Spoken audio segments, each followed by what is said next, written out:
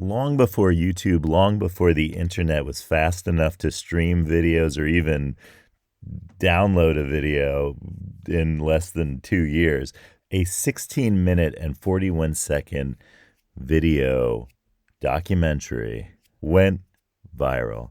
And like all viral videos, showed technology and culture working hand in hand to keep a culture whose day had come and gone alive. I'm John Paulus. You're listening to Life's Potluck Buffet, only on YouTube. If you're enjoying Life's Potluck Buffet and haven't subscribed, please hit the subscribe button. Oh, did it do that magic thing where it has all of the colors that go around it? Well, let me know. And if you use the Brave browser as I do, you can contribute basic attention tokens to Life's Potluck Buffet with John Paulus on YouTube. Thank you for your support, and thank you for listening. It means a lot to me. On May 31st, 1986, 2 years after the most mysterious song on the internet was played on the radio in what was then West Germany, a documentary film recorded 16 minutes of the height of heavy metal culture in the United States in a parking lot in Landover, Maryland, just a few miles from the eastern corner of the District of Columbia. The occasion was a Judas Priest and Dokken concert at the Capitol Center, a multi-purpose arena where the local professional basketball and professional hockey teams played, and where sellout crowds listened to thousands of big concerts of some of the biggest names in music. But on this day, two guys, Jeff Krulik and John Hine, claiming to be a crew from MTV, would capture moments from the tailgating parties going on before the beginning of the concert in the parking lot. And this documentary would be called Heavy Metal Parking Lot. If you haven't seen Heavy Metal Parking Lot, well, there are no words for Heavy Metal Parking Lot. You just have to see it. It has become an archival piece, almost anthropological in its presentation of a piece of culture that is long gone and, like all pieces of culture past, can never be fully repeated or even repeated at all. And when I say archival, I'm kind of serious, because Jeff Krulik was able to convince the University of Maryland, a university with the presence in that area, a big research university, to have an archive of papers and things related to Heavy Metal Parking Lot and other documentary materials related to the music scenes, new wave, punk, heavy metal, that he created. And now we have a lasting record of a time that has long passed. But what made this 16 minutes and 41 seconds of nostalgia a viral video? As it turns out, it was music's greatest fans themselves, the musicians themselves, that made this a viral video. Now, how did that happen? Well, it didn't happen because of Judas Priest or Dokken. And I have to say, watching these things with nearly 40 years of distance at this point from the filming of the Heavy Metal Parking Lot, you really see that these heavy metal bands like Judas Priest and bands like Dokken, looking back in time, they seem a lot less, let's just say, intimidating than they were portrayed at the time in kind of popular media. In fact, there was a real pushback against a lot of these bands and a concern that they were causing serious harm with their lyrics to their fans and just people who listened in general, especially young people. So it's kind of interesting that looking back, everything seems a lot more innocent than things were portrayed as at the time. And in fact, there's a really good video on American Bandstand with Dick Clark, a music show from long ago, where Dokken performs and Dick Clark interviews them between numbers. And in that video, the drummer of Dokken talks about how, Dick Clark asks, "So what's your favorite thing that's happened or whatever?" And the drummer of Dokken said, "Oh, I just met Gladys Knight and the Pips backstage because I guess they were on the show that day as well, and that was the best thing that's happened to him." So they seem like really nice guys, Dokken. They don't really seem, they're not so tough, not so edgy, not so intimidating. They just seem like a group of nice guys playing music. So, well, anyway. But it's folks like Dokken and not Judas Priest, not because there's anything wrong with Judas Priest and that, the band Judas Priest, but it's just that when the two guys who filmed Heavy Metal Parking Lot a couple years later, when Judas Priest came back to the Capitol Center, they tried to show it to the band to, show off the great little documentary they did about those band's fans. And they never really got to show it to the band, and the staff that worked with the band said, "Okay, well, why don't we can show it to the crowd before the warm-up act goes on, because we want to make sure that they don't think that this is actually a piece of publicity that we did." And so and in the account, and there's a really good article in Deadspin from several years ago that really is a full treatment of this, that's really worth reading if you want the full background. It's kind of funny because one of the people who is most concerned is the merchandising person for Judas Priest, and spends the whole time watching the video pointing out bootleg t-shirts that people are wearing in the video, and that's something that they're obsessed with. But that makes sense. That's their profession. That's their job. So they really have that's what they see when they see this video. Each person brings their own perspective to it, as we know.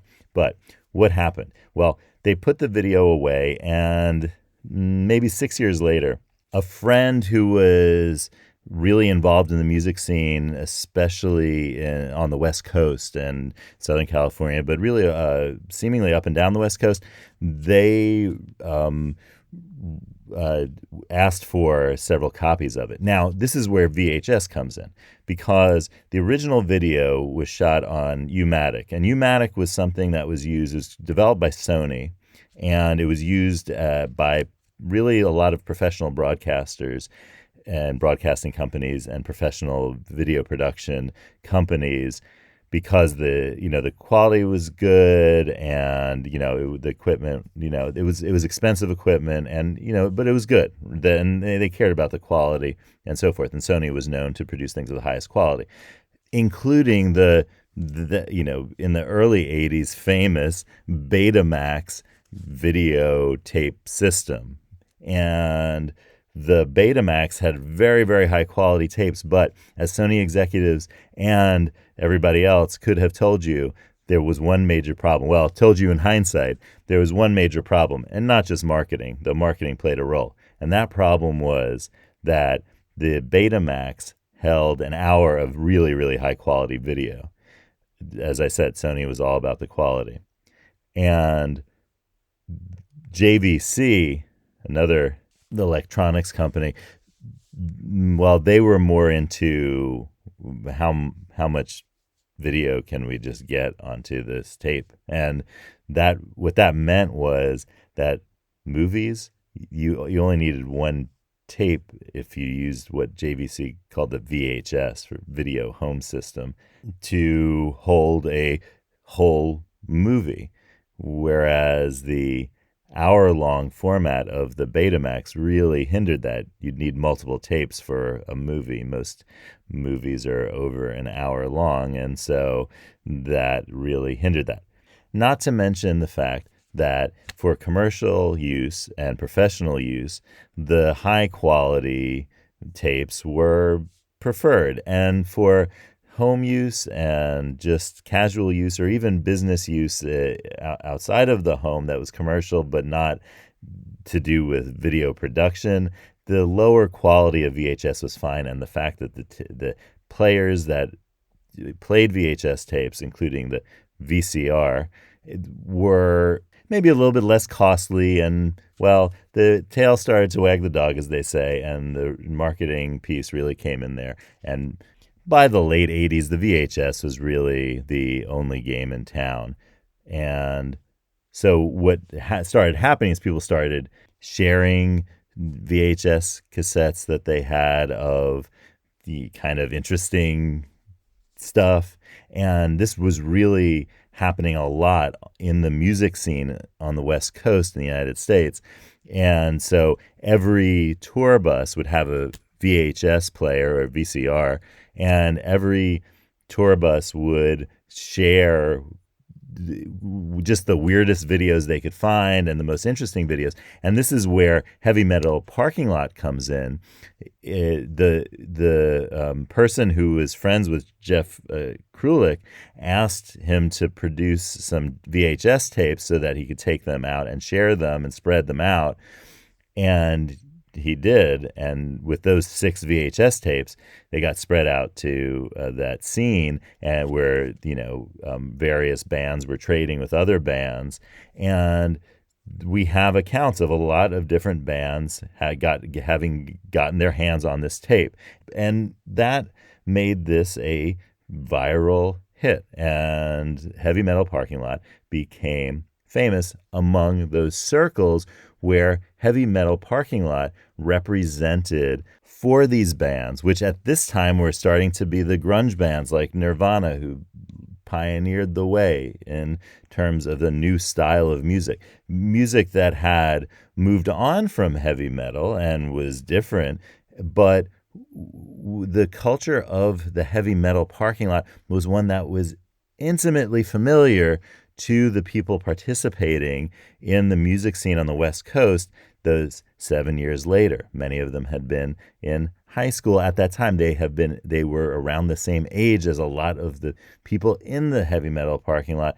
And so, in a sense, it's very similar to that Dokken moment on American Bandstand, where the drummer is most excited about the fact that he got to meet Gladys Knight and the Pips, because it puts the artist in the position of the thing that is most important to the artist: fans, without which artists do not exist, and themselves, because there are no greater fans of the arts and crafts than the artists and craftsperson themselves. And I read something about this, and this goes to a different genre than music. It goes to the film genre, but a lot of the stories you'll see the name of Sofia Coppola, a filmmaker.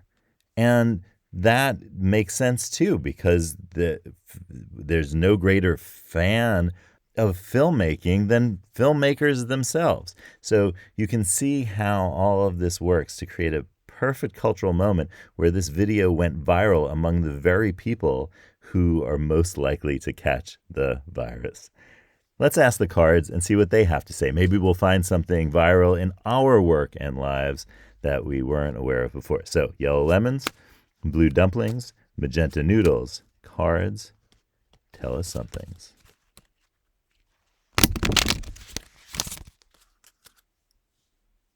All right, here we go.